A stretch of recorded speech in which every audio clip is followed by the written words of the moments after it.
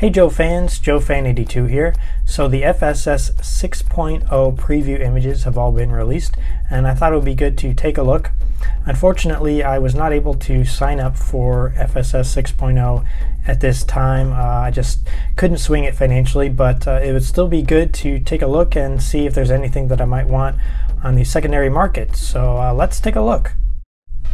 Okay, first up we have Sub-Zero. I did have the vintage figure that this guy is based on, so I have a connection to this character, and I think he's looking pretty good. He's using that same coat that Rise of Cobra Snake Eyes had, and the blue looks like it matches pretty well with the vintage figure, so that looks like a good one. Next up we have Crosshair. This is the original image that the club released, and it was met with some negative feedback, and so they went back and released this image, and it looks like they got rid of the sunglasses that were on his hat and changed out the web gear. Otherwise it kind of looks the same. I'm not familiar with this guy. I never had the vintage figures, so I don't really have a connection that way, but I do like the looks of this guy. He's looking pretty good. Next is the female Cobra officer. This looks like it's using the same mold that the club used for the 3-pack that they released this year. And it looks good. It's all black, so I think it'll fit in nicely with the rest of Cobra. Next up is Dojo. I did have a vintage Dojo, but this guy, I don't know about this guy. Something about the head sculpt is a little bit off. I don't know, his accessories look nice, but I'm kind of on the fence with this one. Next is Captain Skip. This is based on a vintage Action Force figure, and the character is from the UK, and he's looking pretty good. He's got his red beret, his green camo, accessories are looking nice, and he comes with that British flag, which is really cool. Because Skip is an international figure, I thought it would be nice to get an international reaction to this preview image. So let's go to our UK correspondent, Cyber Tiger. Cyber, what can you tell us about the reaction to this figure in the UK? Hello, JoeFan82. Yes, the reaction to the new Skip figure has been truly staggering here in London. I'm outside Westminster Station in the very heart of the capital. There's pandemonium, there's rioting in the streets. People just cannot believe the awesomeness of this figure. The London Underground network at the moment is in complete lockdown. I can't believe it. In all my years of broadcasting, I have never seen such pandemonium. Somebody call security! JoeFan, back to you in the studio. And let's find out what they're saying in Belgium. Timmer from Half the Battle, what can you tell us? Nobody cares. Brutal, but honest. Thanks, Timmer. Next is Hardtop, and he's looking okay. He's based on the vintage figure that I believe came with the Defiant Space Shuttle. I never had the Space Shuttle or Hardtop, the figure, but he's looking okay to me.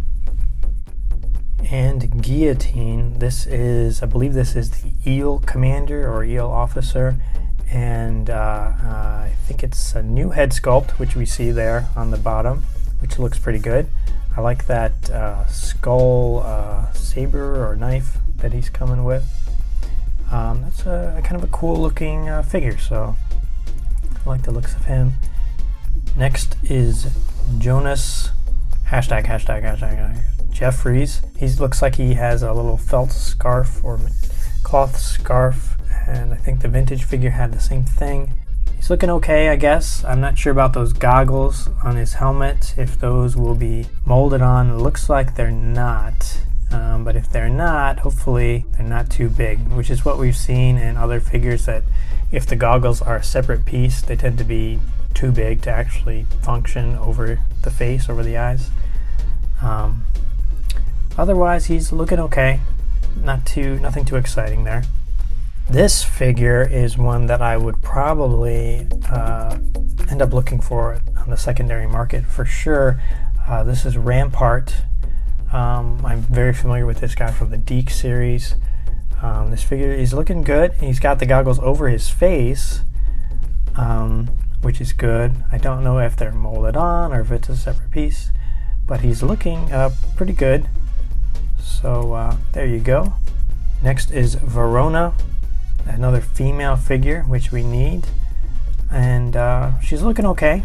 I like her motif she's got going on, the dark black shirt, the gray camo, two big guns there. So looking good.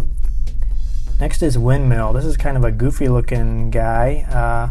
He's got an all blue, looks like an all blue jumpsuit with a red jacket and a helicopter backpack, and that same head, preview head image, so I'm not really sure what the final face sculpt will look like, but he's looking okay. I never had the vintage figure, so not too excited about that one.